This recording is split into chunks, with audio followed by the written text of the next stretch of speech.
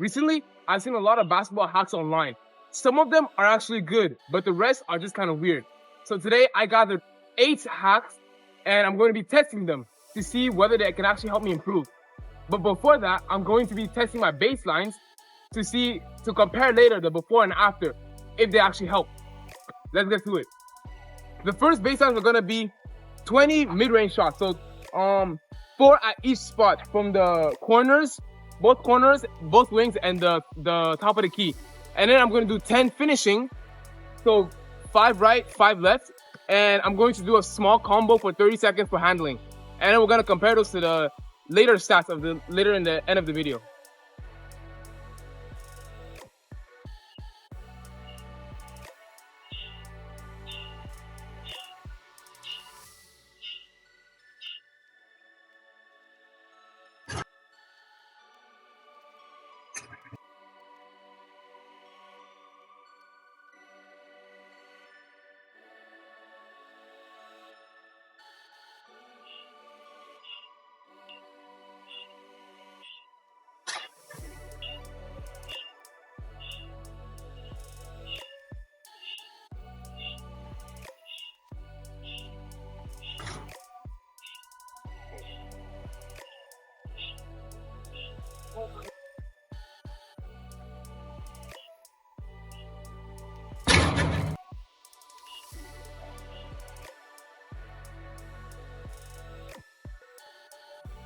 So we didn't really do too well for shooting. We only got 10 out of 20. We got 50%. Yeah, so on to the finishing.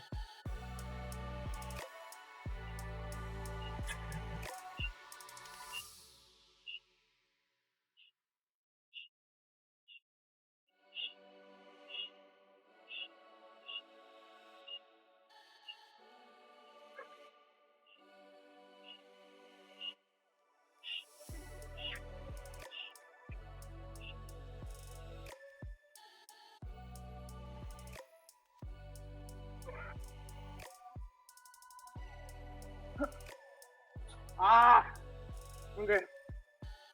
Finishing, we did a bit better. We got 9 out of 10. We missed 1 left hand.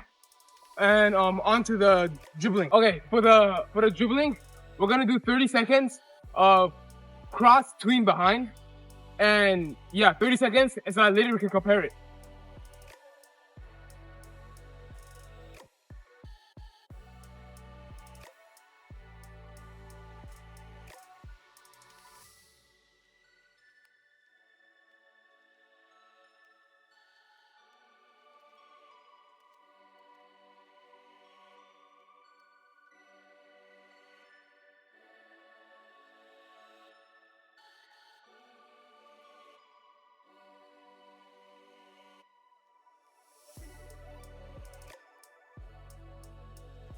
For dribbling, that was kind of sloppy.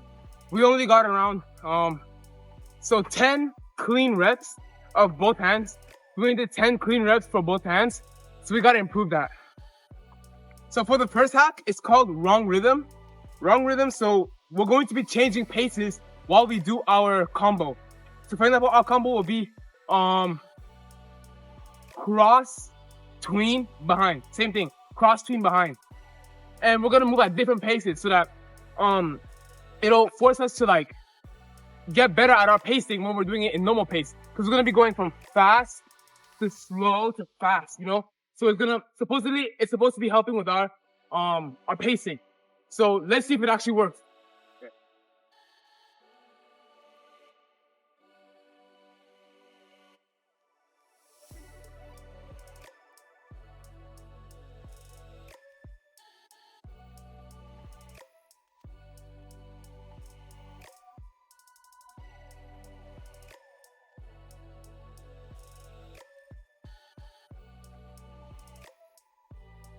Okay, so we did our reps. So let's move on to the next hack. So if you're wondering, in case you're wondering, I have 2 hacks for dribbling, 3 hacks for finishing, and 3 hacks for shooting. So at the end of each section for hacks, for example, when we finish the entire dribbling hack section, then we're going to test again to see if we did it well, see if it actually worked. Okay, so this next one is called drop, recover, continue. So actually for this one, we have to purposely drop the ball as if we're losing it, and then get it back and finish our combo. So for example, if we're doing like cross tween, so cross tween, we have to purposely lose it and then get it back and finish our combo. So cross tween behind, same thing.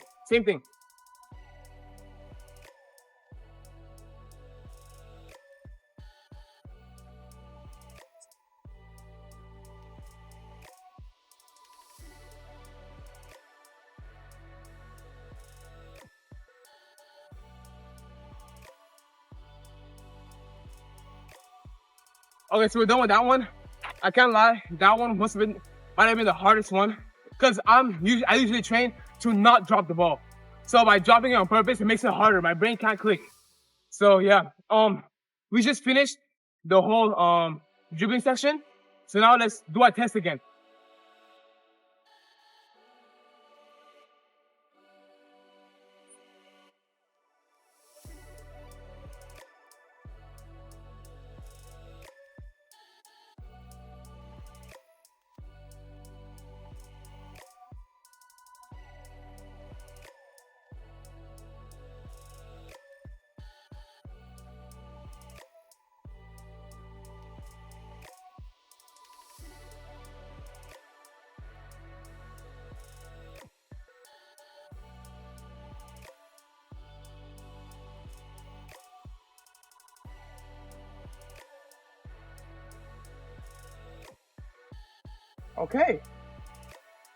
Okay, so we did 14 reps, clean reps with both hands. 14 times 2, 28. So we got 28, that's a clear difference. 8 more. So I say those hacks work, and I might include them in my workout. Those hacks actually work. So, all right, we're going to go to the next section, which is finishing. And this one, it's kind of weird. We have to spin 3 times before we actually go for our layup. So I don't see how that's helpful, but I mean, we have to try it. So it's called spin to intermediate finish. So let's get to it.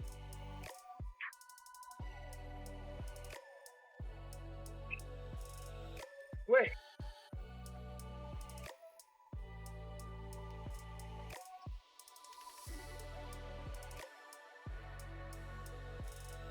Oh my.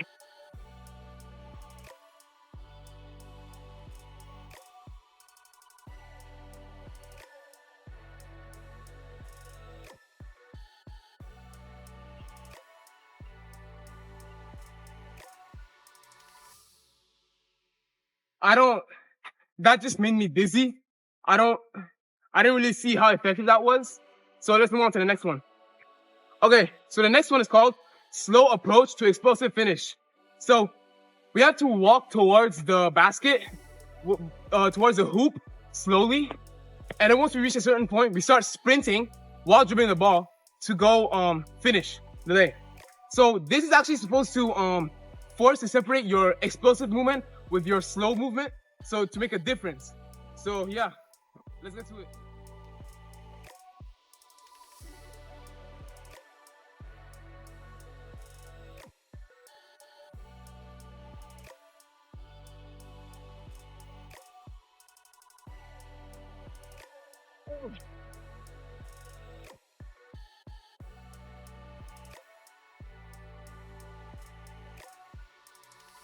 Okay, so that one I find it a bit more effective than the other because it did have to get me to be explosive to be able to finish because I was the transition, but I still don't really find the use.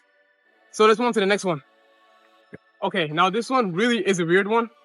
We start outside of the key, and we have to touch the ground and sprint with the ball to finish. Okay, let's just do it, and maybe it has an effect. I don't know.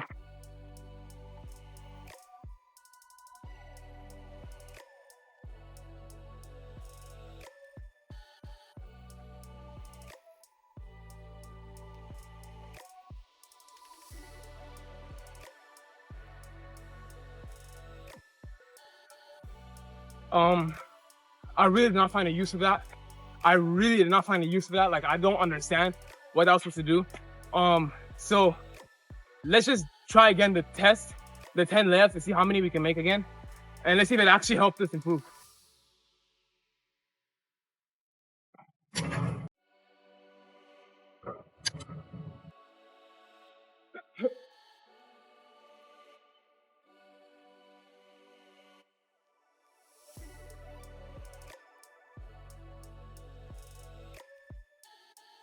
Oh my.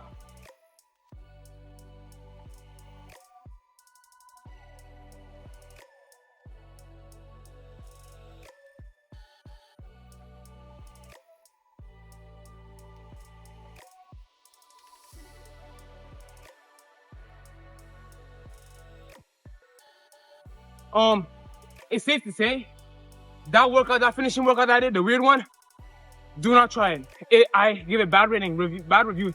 I got 8 out of 10. When before that, I got 9 out of 10 before I did the workout. But now I have 8 out of 10. I don't recommend it. It's really bad. I really don't see the point. So let's move on to the shooting section.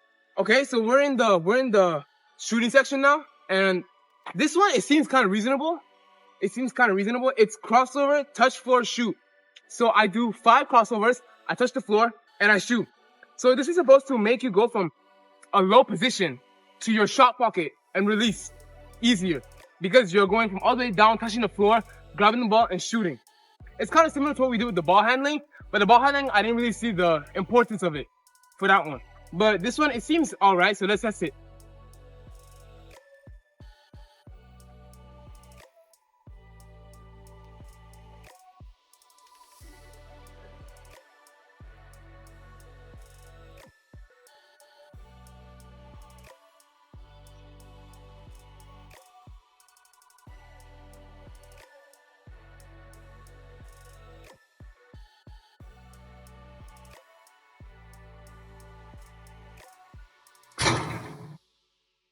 So I did miss all of them, not because it was hard, but just I wasn't used to that movement. But I could see how I could get a good jump shot from that. So yeah, I won't give the rating now. I'll give the rating at the end, like at the very end, with all the other ones. But as of right now, it has a good feeling for me. Okay, this one is it's a whole other one. It's a whole weird one. It's called dribbling walk. I don't know. It's kind of weird. I have to dribble while counting backward. So for example, I dribble the ball. I go 10, 9, 8, 7, blah, blah, blah, all the way to 1. And at 1, I shoot. So technically, it's saying that it's supposed to be making me learn how to multitask while I shoot. So in a real game situation, I would be like dribbling while I'll be looking around. So I guess it kind of makes sense, but the idea is still kind of flaky to me. So we'll see though, we'll see. 10, 9, 8, 7, 6, 5, 4, 3, 2, 1. 5, 4, 3, 2, 1. 5, 4, 3, 2, 1. So as you can see, I made every shot. I don't really know if that really did anything, because it was just basically me shooting. And those numbers, I know it from the back of my head. I know how to count from 10 down, so I don't really know if that's multitasking. But on to the next one. Okay, so the final one, I think it might be the most normal workout out of all of the ones that we did, because this one, it's called exaggerated follow through, because everyone knows that when you want to shoot, you gotta have that follow through. So instead of just doing a normal follow through, I gotta really exaggerate it. Like I gotta really flick it as hard as I can. So that kind of makes sense, because that's basic shot mechanics. So it should be driving you to do better shot mechanics. So it makes sense. So let's try it.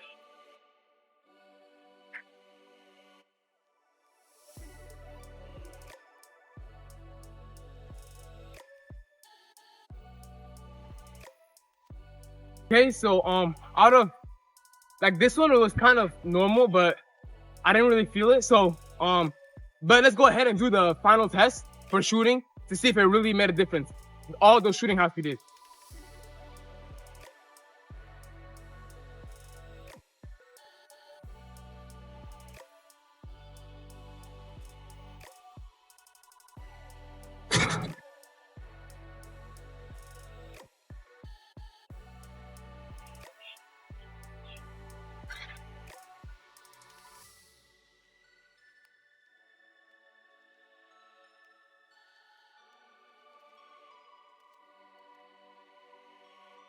more.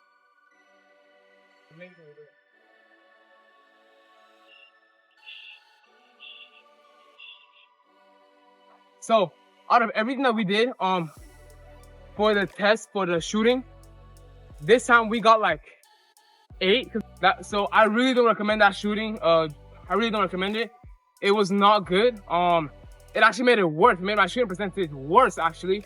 So yeah, I would, if I had to rank it, I would rank the handling drills much higher because those actually they were actually effective and they boosted my performance in the end.